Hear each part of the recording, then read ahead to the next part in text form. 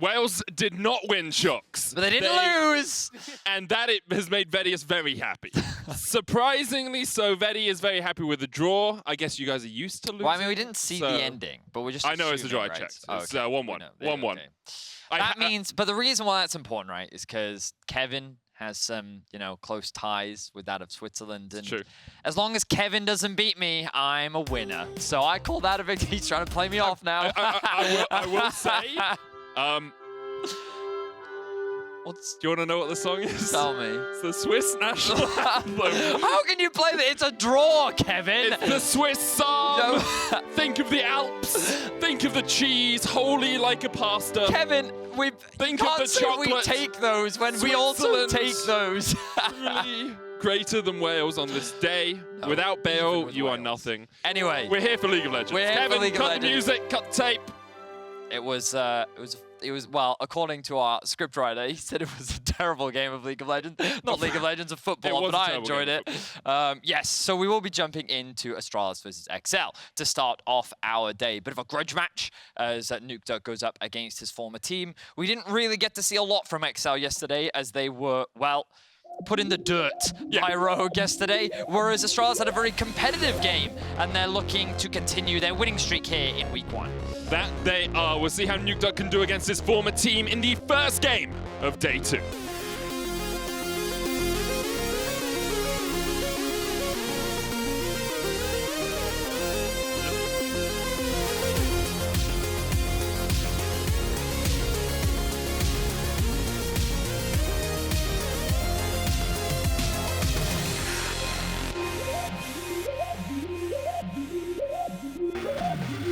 To the games we go. Vedi, yesterday, we had a bunch of champions with 100% pick ban rate. Ezreal, Lee Sin, Leona, Renekton, Rumble, Thresh, and Gwen were all either picked or banned in every single game. Let's see if that continues today. Already, we see a little bit of difference here with the Lulu ban from Astralis, the Thresh ban from EXCEL, and the Varus being taken away as well. But there's the Ezreal continuing his 100% pick ban presence. Yeah, Astralis banned the Lulu yesterday on blue side. They're going to continue to do the same thing here on red side. Looks like they really don't want to deal with this champion. The removal of Ezreal isn't too surprising. The Divine Sunray build has made him quite the terror. And the Gwen removal along with the Renekton means that the Rumble first pick. So nothing too surprising so far in the draft. I'm pretty sure Rumble and Renekton are still 100% presence over all summer major regions. LCS, LPL, LCK, and LEC have had a Rumble or Renekton either banned or picked in every single game. Perhaps slightly too strong right now as we see the Lee Sin locked in next for Astralis. Gwen banned out as well as we said, so she'll maintain her rate of being banned in every single LEC game so far. There's the Kai'Sa for Jeskla in the bottom lane. Now WhiteKnight did have a very powerful Lee Sin kick towards the end of the SK game yesterday, which cemented that victory for Astralis, and he's going to look to replicate that performance again. Of course, you can flex the Lee Sin into jungle and mid, but for now, I'm going to assume that it is being played in the top lane. This Kai'Sa pick early, I'm a little more skeptical of, especially with the recent nerfs that have been hitting her. I think that putting that much priority on the champion means that there are many answers to her, and an answer that we even saw last split was this Senna. The very long range, when paired up with a TahmKench, it can be a very difficult lane to punish, and EXCEL already setting themselves up for a very long range composition with the Rumble ultimate, with the Senna scaling, everything going in the power for team fights when it comes to EXCEL. And Akali locked in for MagiFelix to round out the first stage of this draft. Yesterday we saw Nukeduck pretty muted on the Akali, but then we saw VTO pop off on it in the game immediately afterwards. Now we'll see how MagiFelix is able to pilot the Ninja in the mid lane. Moving into the second stage of bans, I wonder if EXCEL will focus some of those support bans, things like the Nautilus. Get rid of that because Kai'Sa Nautilus, of course, one of the stronger duos. The Leona as well. A very strong partner to team up with that Kai'Sa. I think that you could, but I also think that TahmKench typically does quite well into those engaged supports. Yeah. It seems to me that their focus is actually removing some jungle picks away from Zanzarah, potentially removing some comfort that he often likes to go towards. He did play the Trundle yesterday, so we know that he's willing to play something slightly different, but I wonder if EXCEL have done some homework and be like, what can you play one-handed pretty easily? and then they're just going to get rid of all of that volleyball. All you have to do is press R towards the enemy. Nukeduck did say that he knows Astralis quite well. True. He'll have a lot of synergy and experience playing with Zanzarah, and it looks like that they are going to try and attack his champion pool. The question is, what will they remove next? The Xin Zhao. So the jungle will definitely be the big point of contention. Astralis right now hovering around the Nidalee. They, of course, did ban away the set. Pretty good matchup up towards the top side of the map against the Lee Sin and the Lucian. Something that we did see, well, yesterday we saw how dominant it can be in the hands of Niski. Didn't end up winning that game, but that matchup can be very difficult to deal with during the early laning phase. There is the Nautilus for promisq in the bottom lane. It's a tried and true bot lane duo. The Kai'Sa Nautilus gives you good dive threat. Of course, the Nautilus ultimate can allow the Kai'Sa to get onto the back line and then hook City in the laning phase as well. But Viego has worked his way all through the draft and is going to be picked up here. Expect that to go to Kryze in the top lane. When he came into the league, he was really big on these split pushers. The Wukong, the Kayle were some of his powerful picks that he was really good at. And so I think Viego can very much fit into that wheelhouse. If you can get ahead on him, you can really take over the game in the side lane. Certainly can, certainly can. But of course, the flexibility is what makes it so powerful. And I think that with the Nocturne locked in, we're actually more likely to see the Viego in mid.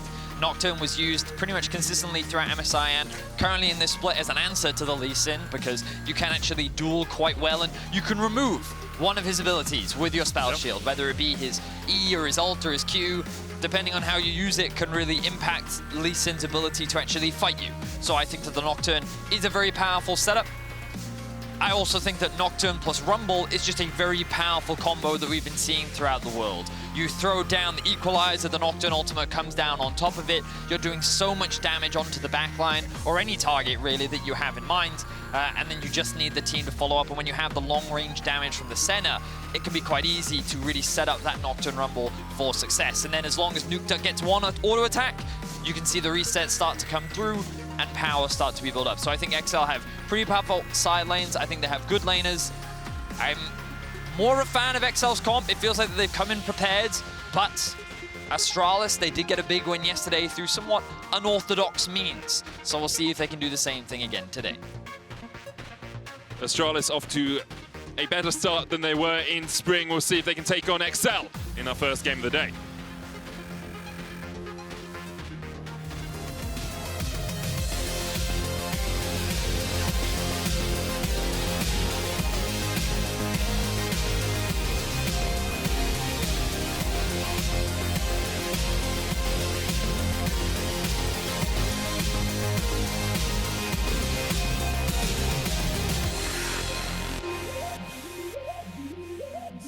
We do see Zanzarah once again going to the Trundle pick here for that jungle role. Of course, Subjugate very good at mitigating enemy tankiness, but I do look at the EXCEL lineup and say there's not a huge amount of tankiness there. Really only the TahmKench likely to be that beefy as the game goes on.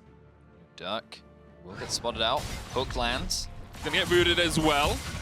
Gobbled up by Denyk and easily carried out to safety because of the time on the clock as well. He should be able to get back towards his lane without losing too many minions, although MagiFelix will have some time alone with that minion wave. Actually, Nukeduck staying around here, so he will be chugging that potion, you assume, in the lane to try and keep himself healthy into this Akali. Actually, very surprised that he would choose not to reset. You do have some lifesteal built into the kit, but even that in the early laning phase, I think is not super reliable, especially when playing against an Akali.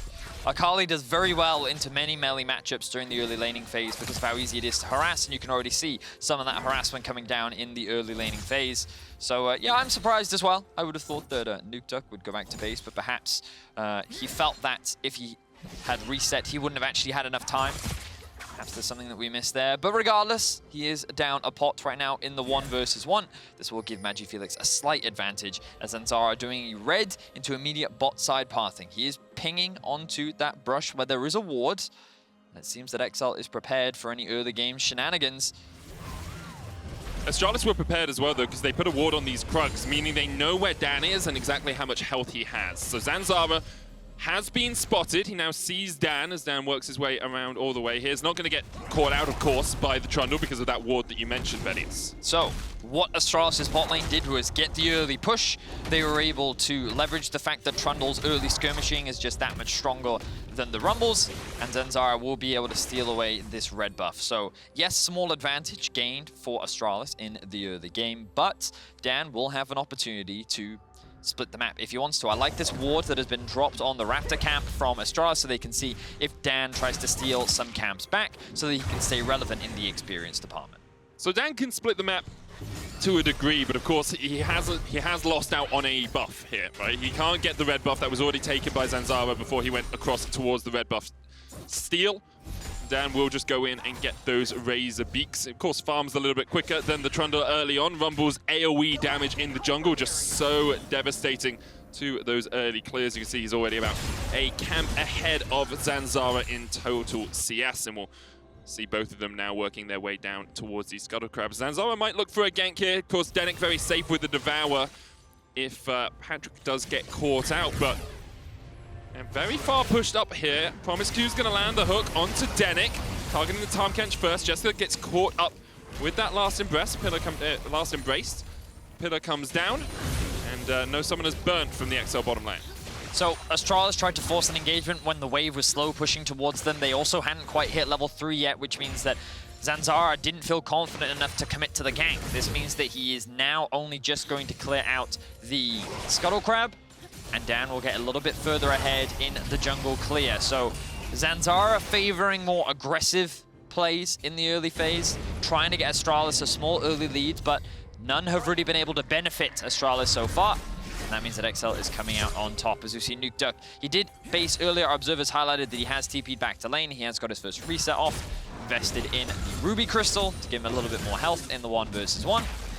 Suggests to me that he is looking at a Divine Sunderer build, potentially.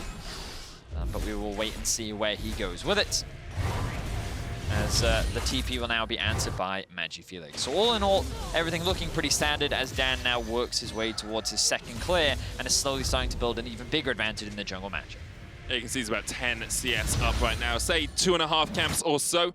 Zanzarah has been constantly looking for these ganks. I don't think he's touched his Krogs at all this game. It will still be at level 1 as EXCEL look for a play down towards the bottom side. Dan not yet level 6. Nukeduck neither has that ultimate. promisq caught underneath the tower by himself. Spectral Maw coming out, but he's hooked out of it. And Nukeduck no longer has the stun. Devour is going to be used by Denyk. Root coming out as well. And EXCEL might continue for this. Dan flashes forward, misses the harpoon. Jeskla dashes away. promisq, though, will be sacrificed. Nukeduck gets first blood. Hook just a little bit shy of hitting Jeskla. I like this roam from Nukeduck. Yes, he will lose some farm in the mid lane, but there was an easy dive setup on the bot side of the map, and it feels to me that Astralis' game plan was to try and isolate Patrik and Denyk to try and prevent this Senna Tarn from snowballing 2 versus 2 and actually putting them behind early. They weren't able to do that. EXCEL had been able to stack up a wave bot. Dan had already pathed away because remember, he never reset. He actually did his Krugs a second time and was in a position to assist with the dive, and EXCEL were able to come out ahead in this early game. So overall, well played by EXCEL, and first blood goes to Nukeduck. You can see they're 1,000 gold ahead right now. Nukeduck already getting himself some extra items on this Viego. We'll have another look at it because it is on vision. Astralis know this is going to happen. You can see they're just trying to retreat, but promisq is caught all on his lonesome underneath this tower. Initially, Patrik takes the tower aggro. He then backs off, and then Dan flashes in for the commitment. Both flashes are burnt. Nukeduck then gets that kill. And if he was able to get the, what do you call it? The soul take, the Sovereign's domain? Yeah, but when he inhabits, what is possession. He doing? The possession, that's, yeah. If he was able to get the possession off a little bit earlier, he may have been able to land the hook, but the minion wave just got in the way, which means that Jeskla was able to get away with his life. We also saw Astralis there on the back of some resets being able to take Dragon for themselves. Very early Drake. Yesterday we saw quite a lot of, 9-10 minute Dragons here. We already got our first Infernal down at about the 6-minute mark, so we are pushing it towards that early soul if those Dragons continue to stack up. But EXCEL will be very happy with that trade overall. You get the plate in the bottom lane, you get the first kill, and you are able to get Nukeduck rolling a little bit in this mid lane. However, Nukeduck has not seen Jeskla and promisq on this roam. No flashes on the Astralis bot lane, but no flash on Nukeduck either. into the Harrowed Path. MagiFelix lands a Shuriken. Here's WhiteKnight. All of Astralis, they're like, excuse me, can't believe you left. Flash kick back. Nukeduck gets over the wall, but MagiFelix will chase him down. Beautifully played by Nukeduck, but unfortunately it was not enough. 1 versus 5. It was a few too many members, but I think that EXCEL, they didn't really lose too much from that because you can see the bot wave has been able to stack up. They're likely going to get themselves a plate or two. Top lane was also able to get a plate. So yes, Nukeduck did lose his life and he's going to be down a level against MagiFelix. But all in all, EXCEL benefit as a team. Yeah, they still continue to have that gold lead in the overall in the game state. You can see about 1,300 gold ahead. Patrik getting more and more absolution stacks as well, getting up towards those first couple of benchmarks that you really want on the Senna. And he's got himself a Phage, so it looks like it's going to be a slightly tankier Senna build than we used to see with the Kraken Slayer Rush. I will say I'm pretty keen on this new Mana Mune, Muramana build we've been seeing on Nocturne recently. I first saw it over in the LCS, but I know it's really been picked up throughout the world. But Nocturne has always had mana issues, right? And by going for this, yes, it's a little bit more of a scaling build, but that Bruiser Nocturne, I think that it does give you a little bit more damage. It actually gives you a little bit more side lane power and a little bit more DPS, which when you went for the Stride Breaker into the Steraks, you wouldn't necessarily have. In the mid game, you were pretty powerful on those two items, but later on into the game, you wouldn't have that damage. But the Muramana really does give you that additional damage in the late game. And it just means that your Nocturne power is a little bit more delayed in the early and mid game. For any of you guys playing along at home, it was 9 minutes before Vedius decided to talk about Nocturne, so you can tick that one off your bingo cards. Surprised he hasn't said perhaps it should have been played mid already this game. Oh no, it's really bad into Akali, man. Okay. It's not a great matchup. Well, let's not talk about it then, because it's not happening. We saw Dan using the equalizer there just to try and force Zanzarah out of his jungle. Of course, apologies for the overlay issues that are going on at the bottom of the screen. We're getting those rectified for you as soon as we can. And I think both teams will be maybe not happy with the current game set, but satisfied with how it is. You know, Astralis did fall behind to that early play. They lost a plate, but they've been able to keep that gold within about 1,000. They got themselves the first dragon, and also they have MagiFelix with that initial kill. He's got the leeching layer. He'll be building up towards that Rift Maker, and he'll just have so much more damage on this Akali when we get towards those mid-game fights. The thing I'm concerned about for Astralis was that I think that they will get outscaled because they are playing against this Senna, and I also think that this bot lane for EXCEL, hang on, flash in. Flash hook onto Dan, doesn't have the equalizer. TP's coming in as both teams look to Barney in the bottom lane. First kill goes to promisq. MagiFelix will answer it though. Dan is dead. Patrik trying to get away from this one. Jeskla fighting off Nukeduck and Denyk all on his lonesome. The Dawning Shadow will give them a shield. It's a 2-for-2 trade so far. Denyk continues to push forward though into Zanzarah and into MagiFelix. Nukeduck on the chase has possessed that Kai'Sa, but shouldn't be able to get too much more out of this. Ends up being a 2-for-2 overall, I believe. And yeah, just a bit of a skirmish that happened towards the bot side of the map. The fact that the Akali got another kill is a pretty big deal. Oh, this could be big as well. MagiFelix uses the flash to get himself out. Yeah, honestly, just a bit of a weird skirmish because it doesn't really result in anything, you know? Both teams just kind of meeting towards the bot side of the map and yeah, a very even trade in kills. Let's have a look back at exactly how this happened. So EXCEL have the priority in bot, but Akali roams down first while Viego is trapped in mid, then the TP immediately comes through. The Nautilus drops, Patrik is separated from his team, but Dan's still very squishy, especially against the level 8 Akali, means that MagiFelix can get that initial kill. But now, the two teams have been split up. Both AD carries have kind of been abandoned, and that means that both sides can just collapse and secure themselves the kill. And then there's not enough chase power on the side of EXCEL to actually get themselves any more. So doesn't really result in any objectives gained. There was no real way to punish either side because the waves are not really in a good spot for either team. And ultimately, it's just kind of small individual advantages. And it kind of comes back to this Akali that you were talking about earlier. MagiFelix gaining a lot of the benefits of these early skirmishes. The Akali's kind of being accelerated much earlier than she typically should be. And this could be good for them, because if they force more mid-game fights before Senna hits that big spike, I think that they're in a good position. But once this Divine Sundra starts to come through for Patrik, once the Divine Sundra is completed for Nukeduck, that's where things will start to get a little bit harder for this Astralis squad. There's a Cloud Soul for them as well. First two dragons taken before the 12-minute mark means we are on phase soul around 22 or so. And it becomes not as valuable when it's a Cloud Soul. Of course, it does still help you out a lot and does give you a lot of power, but it's not as much as something like an Inferno would do, as we see Kryze and WhiteKnight facing off in the top lane. To see that, really good use of the spell shield there by Kryze as well to mitigate the E damage from the Lee Sin, which is the skill that you max in the 1v1 matchup. Good one, Vedi. Rift Out used in the bottom lane. He's going to charge in. Doesn't quite take down all the plates, and you can see MagiFelix once again on his way down towards the bottom lane. Rift Out will die, and this tower still survives. Not razed to the ground for the moment. Observers, if you could quickly click on Patrik for us, we'll do a very fast Senna check-in to see how many stacks that she is on. 53 at just under 13 minutes. It's a pretty good number. Yeah, I noticed that Patrik was roaming with the jungler as well at times to secure a couple more stacks from the jungle camps. Hitting that 60, I think, pre-15 minutes is generally pretty good, because then when you get to around the 20-25 minute mark and you get to open up on the map a little bit more, is when you're getting closer to that 100 stack mark, which is really when that Senna is at her most lethal. The thing with Senna, especially with the Divine Zanzarah buffs, is just how powerful she can be when she gets towards... And durable. Yeah. Very durable. All of that extra lifesteal or health gain, I guess, off Divine Zanzarah just helps you out so much. It's the reason we saw the Frozen Fist build for a while, because it doesn't really matter if you have damage in your items, as long as you have Senna and you have Grasp as well. stacks. Yeah, Grass Frozen Fist was the meta for a little while. There is the Sundra for Patrik. And now we will probably start seeing EXCEL look to set up around these objectives just a little bit earlier. 3 minutes on the Cloud Drake. Still another Rift Herald to be taken within the next minute or so, if either of these teams do want it.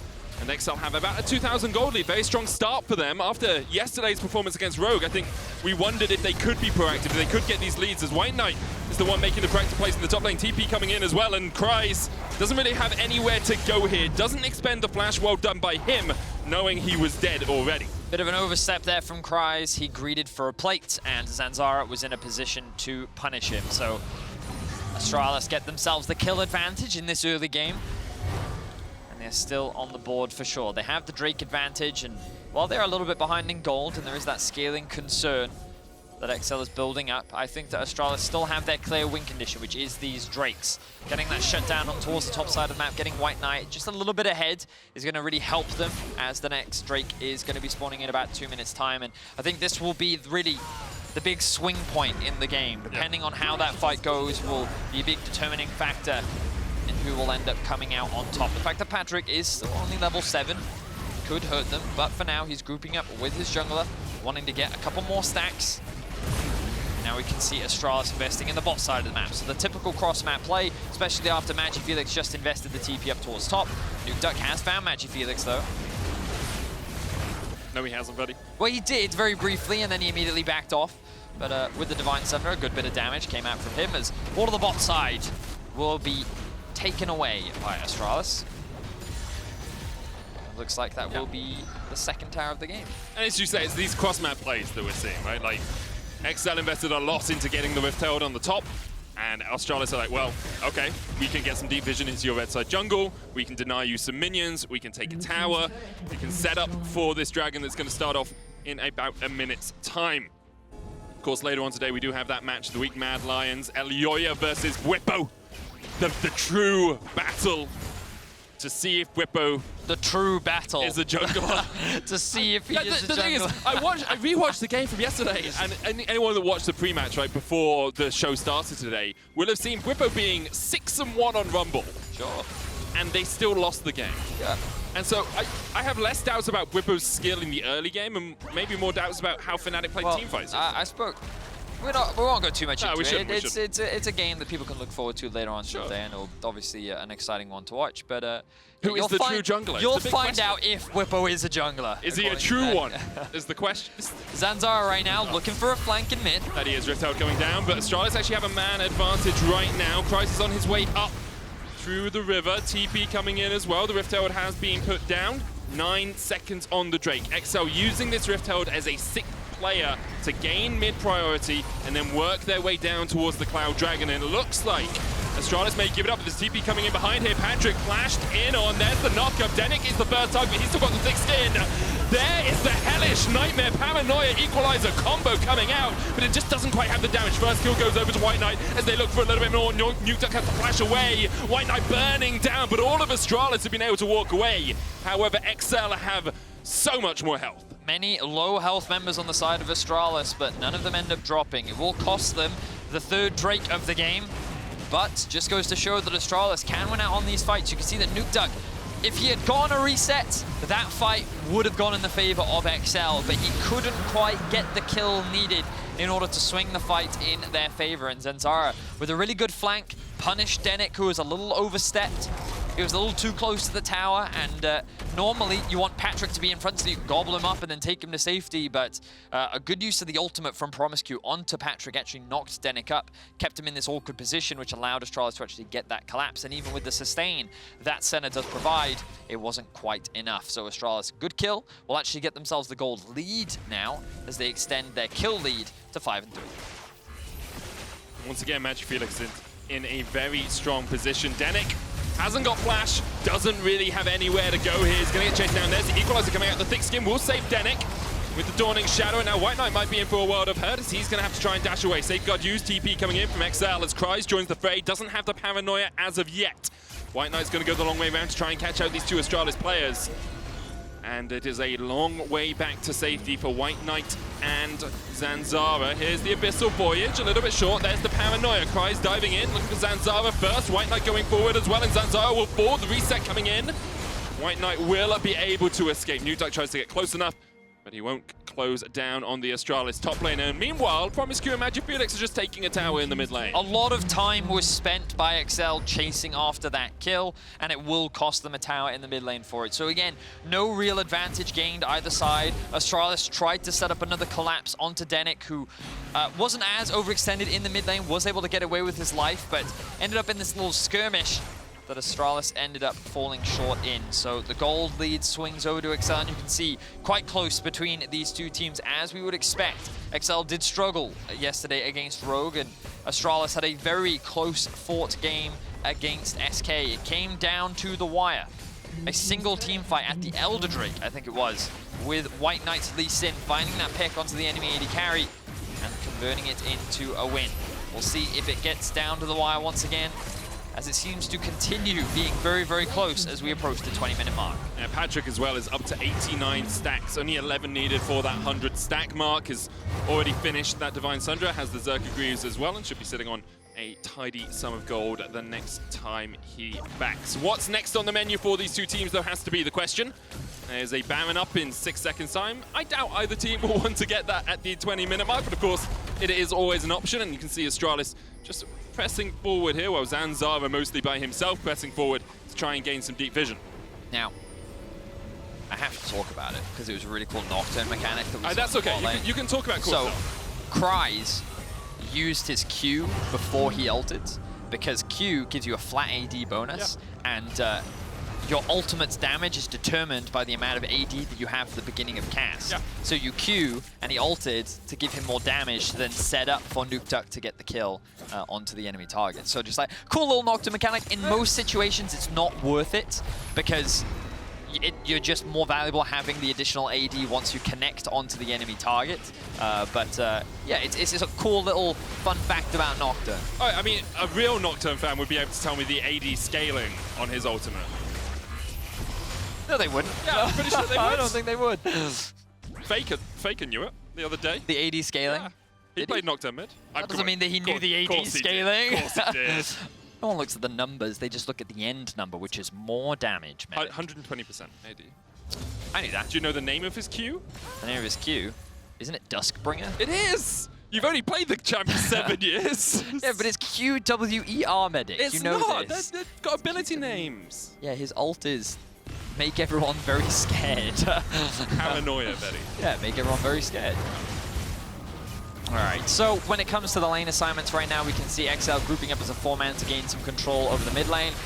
They're likely going to be using this mid prior to set up towards the Drake once again. Nocturne doesn't have the TP, so Kryze kind of pathing up towards top, likely going to catch that wave, clear out some of the vision in his side of the jungle, and then start pathing towards his team again.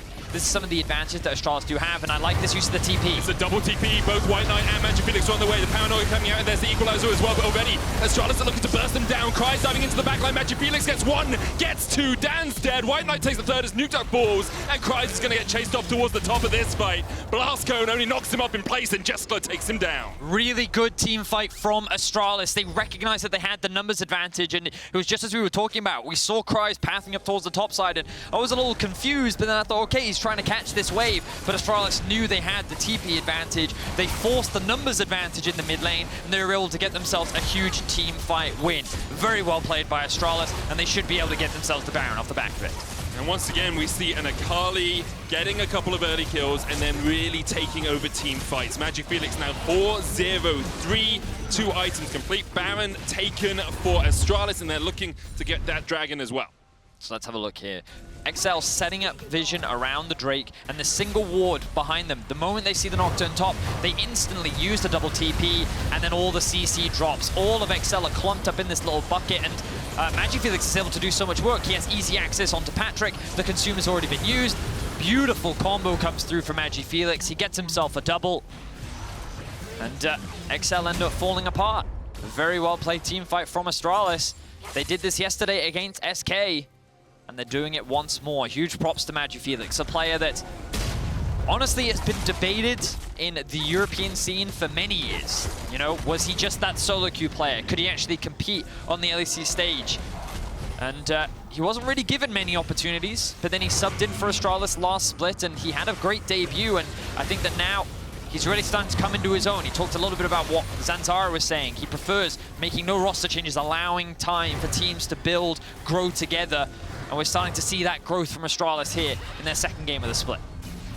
Seeing Nukeduck facing into promisq as well. promisq just a little bit wide with that hook. Kryze does have TP, and he's now pushing out bottom lane, but Astralis have taken the tier 2 in the top lane. They have a wave coming in the mid lane as well, as WhiteKnight will start to pound down on that tower. There's another turret to them. 5-2 in favor of Astralis in terms of towers, a 6,000, 5,000 gold lead for them. Now they are working their way up towards this inhibitor line. Will Kryze TP, an Equalizer used to clear out the way, but that tower is already gone. Kryze now looking to get into this fight. The Paranoia coming out, but Kryze hasn't TP'd. It's so late. Dan's already dead before Kryze even lands. And EXCEL just a little bit late on the trigger there. Astralis walking straight through the front door. WhiteKnight diving in, diving back.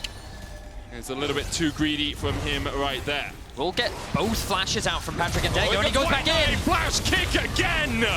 This man has a laser sight on the enemy AD carry when it matters most. WhiteKnight finds the pick, and following up, MagiFelix gets another. Astralis with some great late game team fights. An incredible double TP play in the mid lane. And with their second win of summer, their best ever start to the LEC. Last time, we were all the way in week 3 before they had 2 wins, Vedius. Now they have it on day 2. Beautiful stuff from Astralis. The way in which they just snowballed that game so effectively was great to see.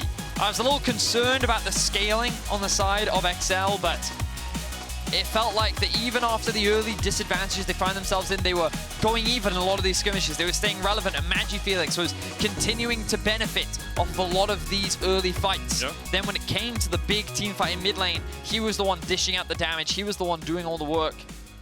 And they were able to come out clutch. And WhiteKnight, you have to start questioning, can you really give him lead? Is he super dominant in lane? No, but it doesn't matter because he's finding those crucial kicks in those fights. He's doing a lot of work when it comes to the 5v5, and he is a big part of what is allowing Astralis to come out on top. I mean, like, he was the reason they won the fight yesterday. Yep. He made that final play at the end there to actually secure them the win in 25 minutes. That's probably Astralis' fastest game ever, right? Like, it's quite possible. Incredible performance. We can start to see this synergy really starting to develop from this Astralis team. Yeah, you can vote for one of them in your Kia Player of the Game. Vote at LEC on Twitter as well. WhiteKnight, Zanzarah, and MagiFelix, your options. One of them only played with one hand. Do you give him 50% more votes because of that? Who knows? After the break, we'll hear from promisq before SK and Misfits Gaming hit the Rift for Game 2. Don't you miss it.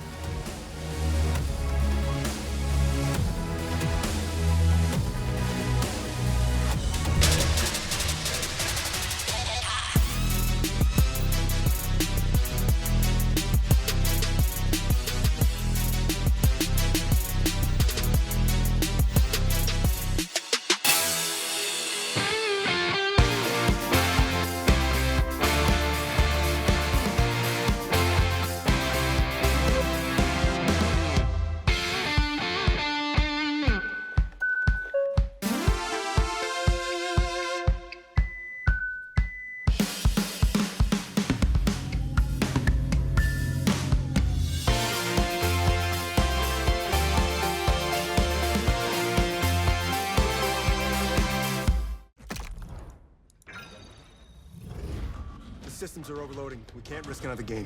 We need to take a break and regroup. We're starting to lose our mind, Captain. We cannot go back to Elo Hell. Last time it took us months to get out of it. Initiate break protocol. Hurry up!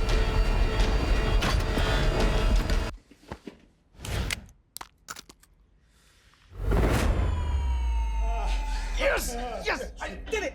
We did it! We did it! Even the biggest champ needs a break.